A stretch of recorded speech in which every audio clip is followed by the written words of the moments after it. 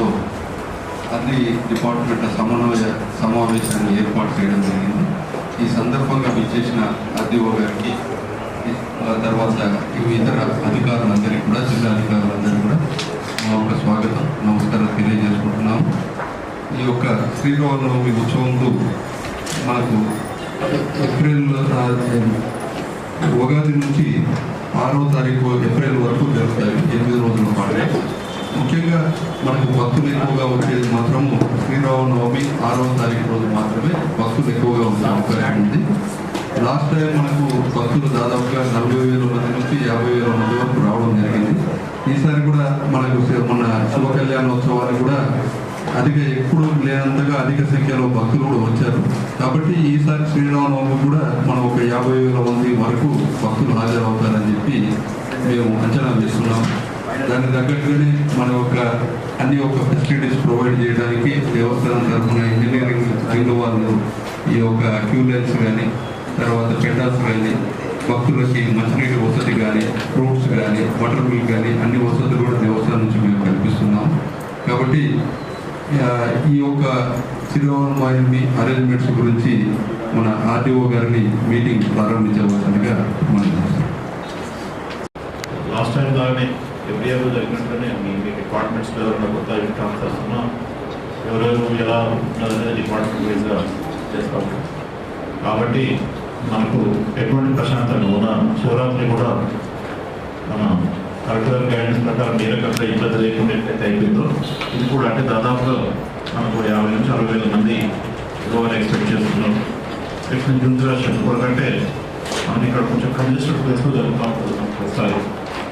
మనకి ఇంకా పూర్తి స్థాయిలో అన్నీ అందుబాటులోకి వచ్చిన తర్వాత కానీ పూర్తి స్థాయి స్థలాల్లో అన్నీ మనకున్న పాత రోజులు సాంప్రదాయ ప్రకారం మనం ఇక్కడ చేయడం కాబట్టి కొంత అల్లి ఉంటుంది. ఆ రోజు దర్శనం కూడా ఇక్కడ దేవుడి కళ్యాణము, అక్కడ దర్శనం ఇదంతా యాజిస్లో జరుగుతూ ఉంటుంది.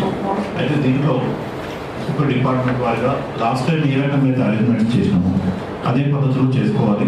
ఎక్కడ కూడా చిన్న ల్యాబ్స్ అనేది ఉండకుండా చూసుకుంటే సరిపోతుంది. ఒకటి first medical and health department ఈసారి ఈ రామ కళ్యాణ మహోత్సవం అత్యంత వైభవపేతంగా నిర్వహిస్తున్నారు. మన దేవాలయం కార్యక్రమం, మన దేవాలయం యువ గారు, వాడి యువ గారు అందరూ పెద్దలందరూ కూడా సభాయ నమః. మనకు ప్రధానంగా దేవాలయం ముఖ్యంగా మహాశివరాత్రి, శివ కళ్యాణోత్సవం, శ్రీరామనవమి, దేవి నవరాత్రులు ప్రధానంగా ఈ శివ కళ్యాణము, రామ కళ్యాణము మహావైభవపేతంగా శివరాత్రి మాదిరిగానే నిర్వహించబడుతున్నాయి.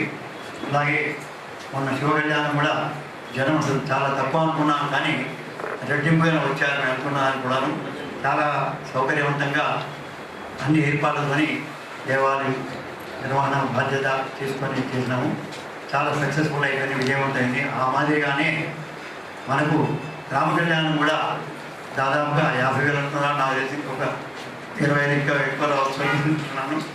ఈ కళ్యాణం ఎందుకంటే రామ కళ్యాణానికి రావడం అనేది జనం ఈ శివ కళ్యాణంగా భావించే వస్తుంటారు.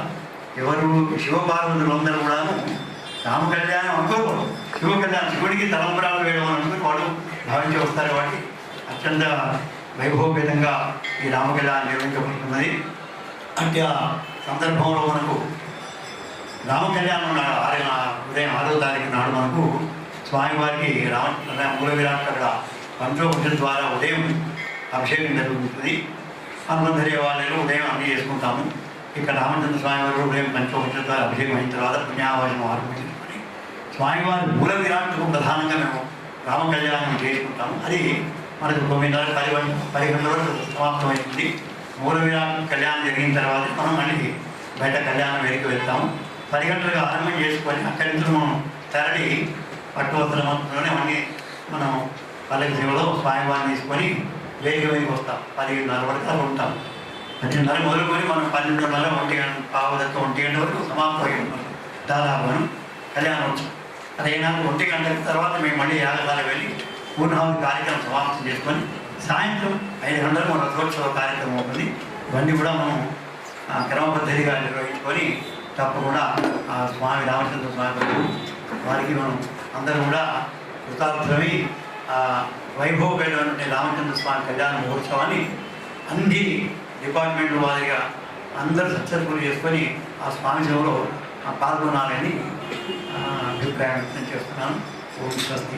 శానిటేషన్ దాని గురించి మిగతా వాళ్ళు చేసే ఫెసిలిటీస్ గురించి వివరించాలని కోరుతున్నాం. తర్వాత ఆర్టీసీ వాళ్ళు మేనేజర్ గారు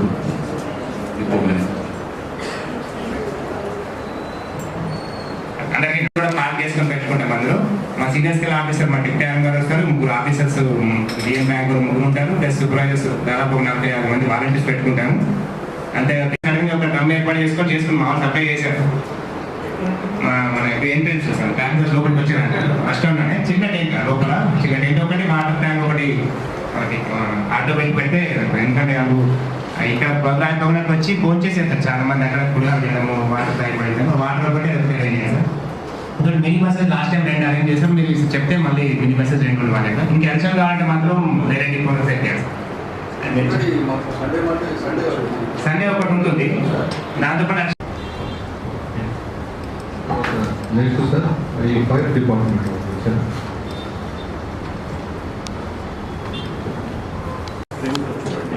కొంచెం ఏదన్నా మనం చదువుకోవడానికి ఏదైనా ఒక కాంట్రాక్టర్లకు ఏదైనా వేరే బడ్జెట్లో కానీ ఏమైనా దొరుకుతారా? ఎందుకంటే ఇది ఒక ఇంపార్టెంట్ అంటే మనం ప్రతిసారి వేసుకుంటాం. ఇప్పటి వరకు ఎటువంటి మనకి ఇన్సిడెంట్స్ ఏం జరగదు. వీళ్ళకి ఏదైనా ఒక రెగ్యులర్ బడ్జెట్ ఏమైనా చేసుకోవడానికి అవకాశం.